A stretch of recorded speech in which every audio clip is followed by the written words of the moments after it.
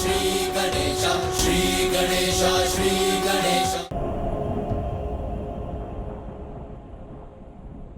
मैं कुछ नहीं बोलूंगी, किंतु एक अबोध बालक इस भवन से नदारद कैसे हो गया?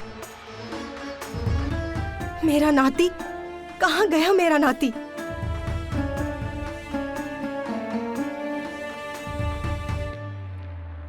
कैसी माँ हूँ मैं जो ये भी नहीं जानती कि उसका पुत्र कहाँ है। रह रहकर अनेकों चिंताएं घुमड़ रही हैं मेरे मन में।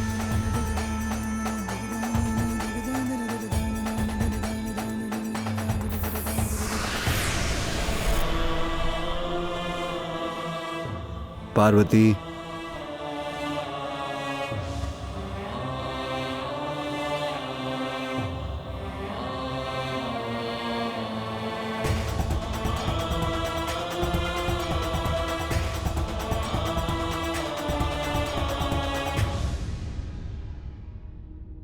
इस समय कहाँ जा सकता है वो?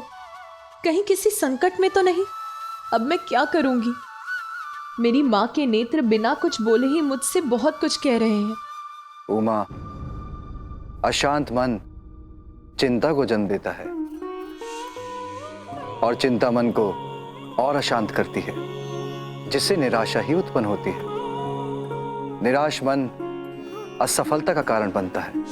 इसीलिए मन को शांत करो गौरी, तो समस्या का समाधान अवश्य प्राप्त होगा।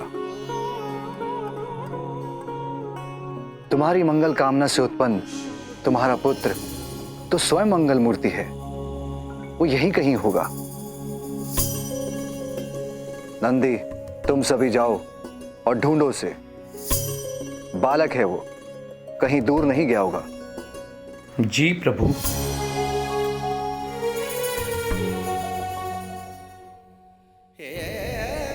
आपके इन शुभ वचनों ने मेरे मन को शांत कर दिया स्वामी।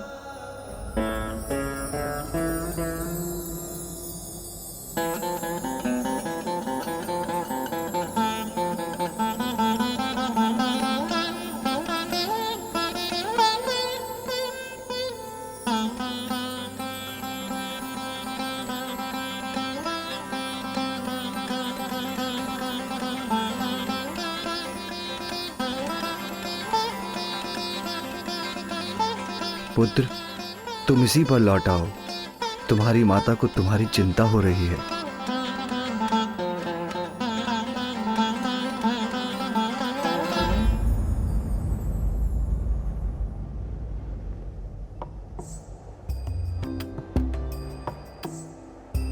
बुआ जी, फूफा जी, अब मुझे जाना होगा। माँ मुझे वहाँ ना पाकर चिंतित हो रही होंगी। मैं पुनः आऊंगा। यहाँ आने का मन किया तो आ गया, किसी को बिना बताए। इसलिए अब चलता हूँ। प्रणाम फूफा जी, प्रणाम बुआ जी। कल्याण हो पुत्र। माँ चंचल है, जिज्ञासु है, किंतु मेरा पुत्र आज्ञाकारी भी है। वो अभी संसार को भली भांति समझता ही कहाँ है। असुरक्षा क्या है ये वो क्या समझेगा?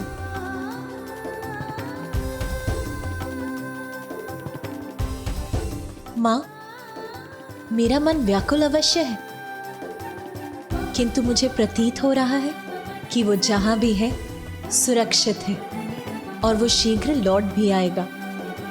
माँ,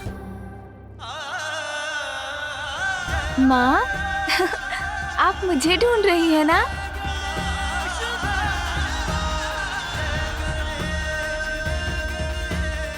हाँ पुत्र, कहाँ चले गए थे तुम? अच्छा, अब मेरे समक्ष आओ। मैं कुछ नहीं बोलूंगी, किंतु कहाँ चला गया था वो? चलो, जहां भी था वहां से लौट तो आया है। हम उसे देखने, उससे मिलने के लिए ललायित है। अब क्यों छिपा है वो?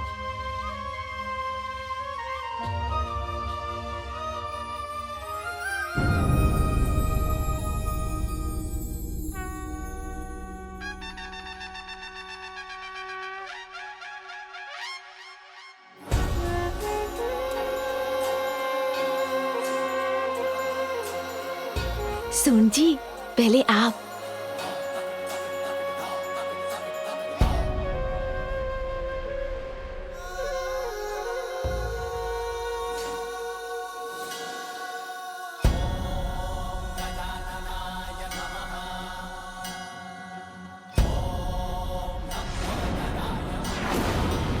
ये है पार्वती पुत्र, मेरा नाती। किंतु ये तो मैं कुछ नहीं बोलूंगी। किंतु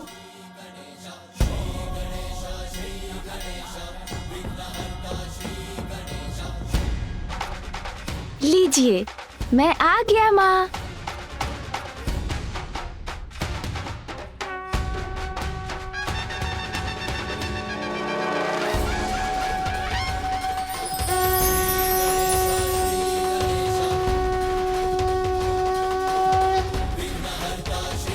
आपका पुत्र आ गया माँ।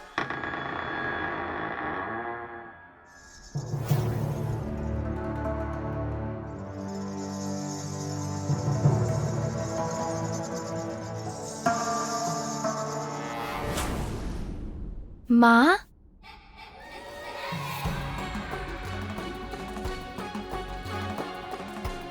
पिताश्री,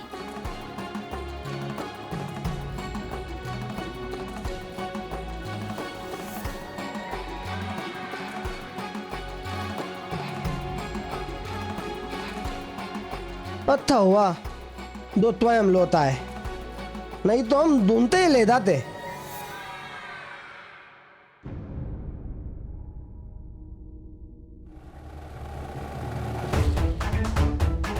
गजमुख बालक, मैं कुछ नहीं बोलूंगी। किंतु कुछ मत बोलिए देवी मैना, अन्यथा बालक का मन आहत होगा।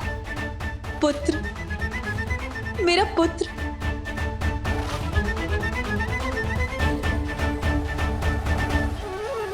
पुत्र, कहाँ चले गए थे तुम? तुम्हें ढूंढते ढूंढते विचलित हो रही थी मैं। माँ, मैं तो बुआ जी और फूफा जी से मिलने ब्रह्मलोक चला गया था।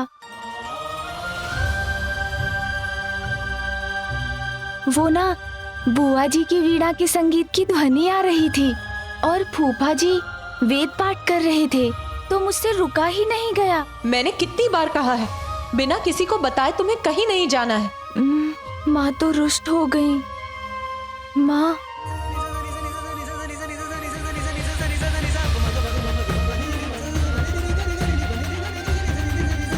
प्रतीत होता है माँ को पुनः क्रोधित कर दिया मैंने। माँ दुखी तो मैं भी दुखी।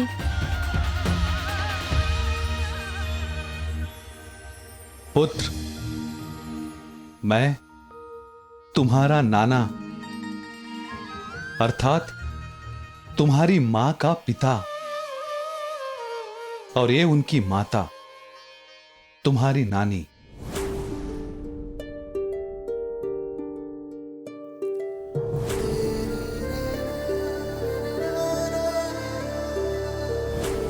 प्रणाम नानी जी।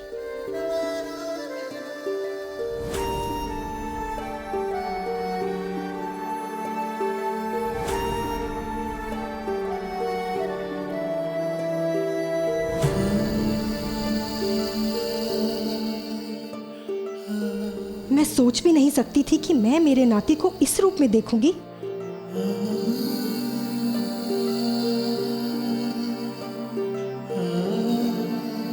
आपको भी प्रणाम नाना जी। माँ के मुख फेर कर चले जाने का दुख मैं कैसे सहूं? उन्हें तो मुझे मनाना ही होगा। मैं कुछ नहीं बोलूंगी, किंतु मैंने तो अपनी पुत्री के पुत्र रूप में एक साधारण बालक की कल्पना की थी, एक विचित्र गजमुख बालक की नहीं। देवी मैना असहज हो रही है, जिससे बालक के कोमल हृदय को ठेस पहुंच सकती है। मुझे ही कुछ करना होगा।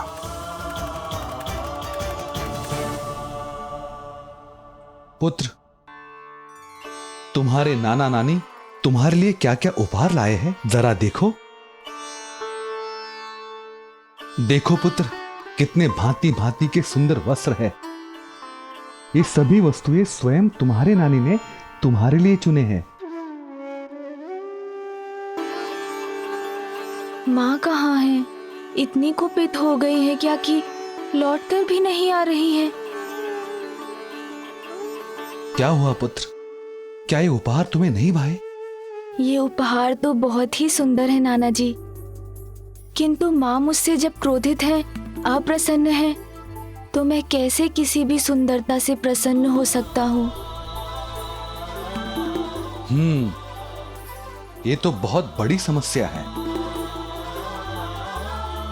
किंतु इसका समाधान है मेरे पास। यदि तुम ये समस्त खिलौने अपनी माता पार्वती को दिखाओ, कदाचित उनका क्रोध कम हो जाए।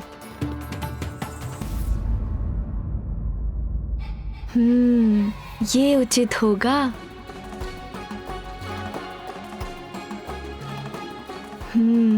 अभी जाता हूँ माँ को मनाने। पिता पुत्र दोनों को ही मेरी कोई चिंता नहीं, तो मैं ही क्यों चिंता करूं? जाओ, जहां जाना है, जब जाना है जाओ, मुझे क्या। अंगल प्रताप है मेरा कुछ कहना। कितनी बार कहा मेरे निकट रहो, मुझे बिना बताए कहीं मत जाओ, किंतु उसे कहाँ कुछ सुनना है।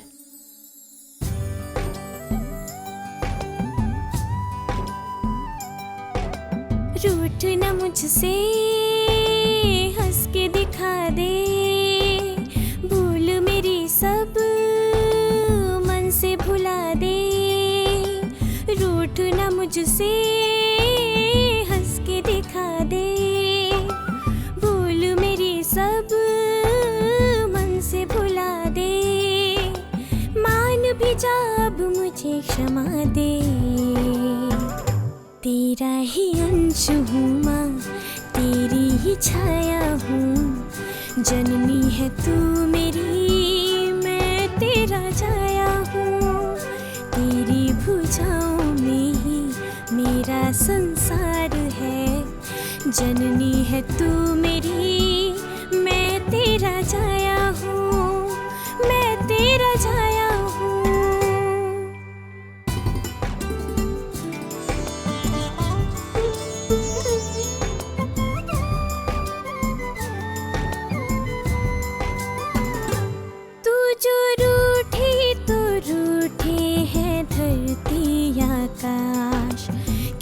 खिलौने रूठे हैं, रूठा है कैलाश।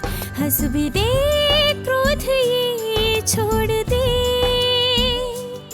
अब तो इस मौन को तोड़ दे। प्यार से सर पे हाथ फिरा दे, भूल मेरी सब मन से भुला दे। जब मुझे क्षमा दे, तेरा ही अंश हूँ माँ, तेरी ही छाया हूँ। जननी है तू मेरी, मैं तेरा जाया हूँ, मैं तेरा जाया हूँ।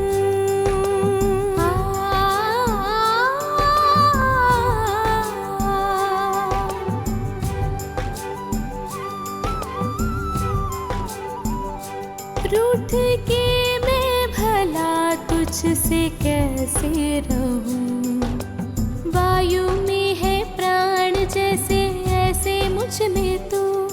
जब हंसे तो हंसे ये गगन, तुझको पाके हुई मैं मगन। पुत्र प्यार से कह के बुला ले,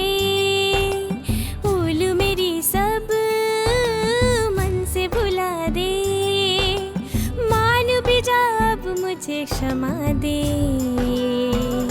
मेरा ही अंश है तू, मेरी ही छाया है। जननी हूँ मैं तेरी, तू मेरा जाया है, तू मेरा जाया है।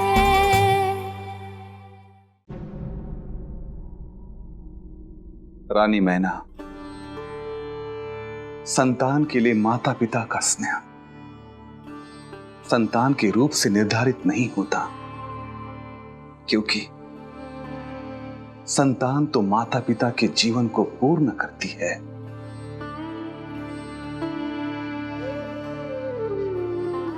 गुणी संतान वही है जो माता पिता के प्रति अपना दायित्व पूर्ण करे, उन्हें निराश ना करे, उनका ध्यान रखे। और हमारा नाती तो इतनी अल्प आयु से ही अपनी मां की भावनाओं का इतना ध्यान रखता है। और माँ, ये भी देखिए ना, हम दोनों तो इस खिलौने के साथ क्रीड़ा भी कर सकते हैं।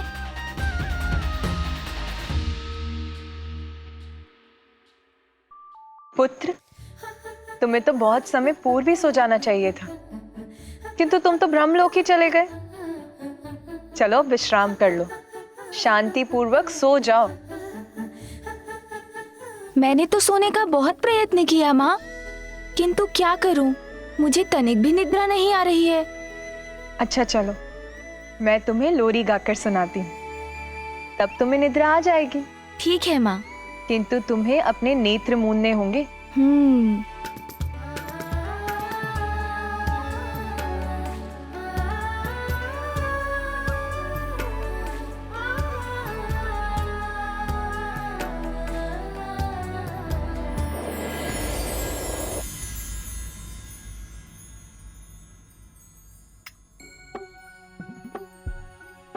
माँ, मैंने कुछ नहीं किया, मैं तो सोने का प्रयत्न कर रहा था। ये तो सून जी हैं, उन्होंने किया।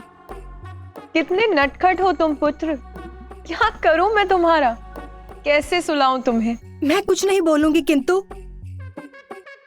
मैं उसकी नानी हूँ। लाओ, मैं सुला देती हूँ उसको।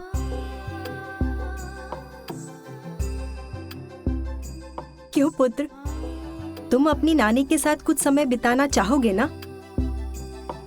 हाँ नानी जी, मेरे पास इतने सारे खिलौने हैं, हम दोनों मिलकर उनके साथ खेलेंगे, बहुत आनंद आएगा। सोने का, विश्राम करने का तो इसका दूर दूर तक कोई विचार नहीं है। अब आप ही संभाल लीजिए इसे। मैं बाहर जाकर स्वामी को बताती हूँ कि यहाँ सब कुशल है। मैं भी तुम्हारे साथ चलता हूँ पुत्री।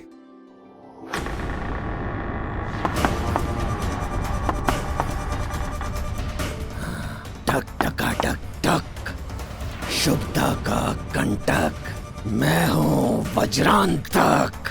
यहाँ पहुंच तो गया, बस अब कुछ ही समय में अंत करूंगा उस पालक का। आजा निंदिया रानी, न कर आनाकानी, आँखों पे दिन के थकानों के बोझे, बिस्तर बिछोने सभी तुझको खोजे, पर जैसे तूने सताने की ठानी, आजा निंदिया रानी, न कर आनाकानी, नैना मेरे लाल के हैं जागे नानी जी, जागे। थोड़ा धीरे धीरे थपकी दीजिए ना, ऐसे तो मुझे कभी नींद नहीं आएगी। मैं कुछ नहीं बोलूंगी पुत्र, किंतु एक बालक को कैसे सुलाया जाता है ये मुझे मत समझाओ। जब तुम्हारी माँ भी सोने से मना करती थी ना, उसे भी मैं ऐसे ही सुलाती थी।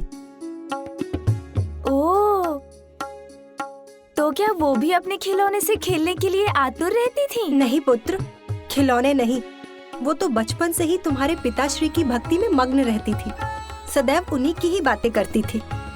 महादेव ये, महादेव वो, आदि आदि। हाँ, मेरी माँ तो बहुत महान है। हाँ, तुम्हारी माँ बहुत महान है, और उनसे भी महान है उनके पति महादेव, और तुम तो महानतम ही हो। किंतु पुत्र, अब तुम अपना मुख बंद करो, चुपचाप सो जाओगे।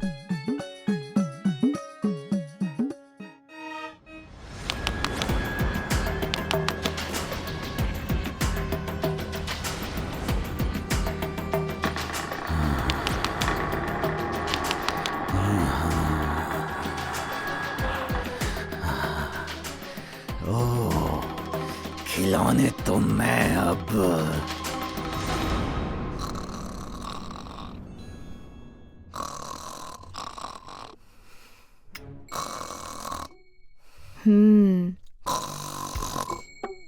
नानी जी इतनी लंबी यात्रा कर यहाँ पहुँची हैं, अवश्य ही बहुत थक गई होंगी।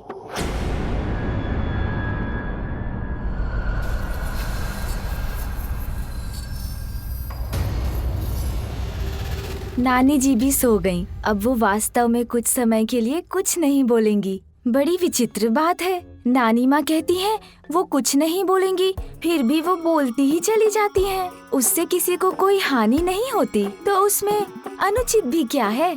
किंतु मैं क्या करूँ? मुझे तो नींद ही नहीं आ रही है।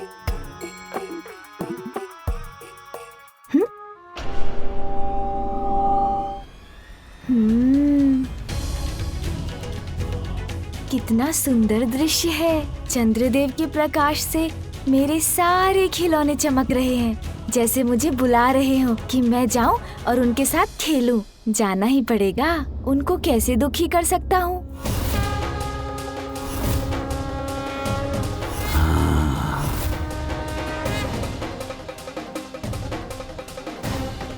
समीप आओ बालक, और समीप। आज तुम्हारी मृत्यु निश्चित है।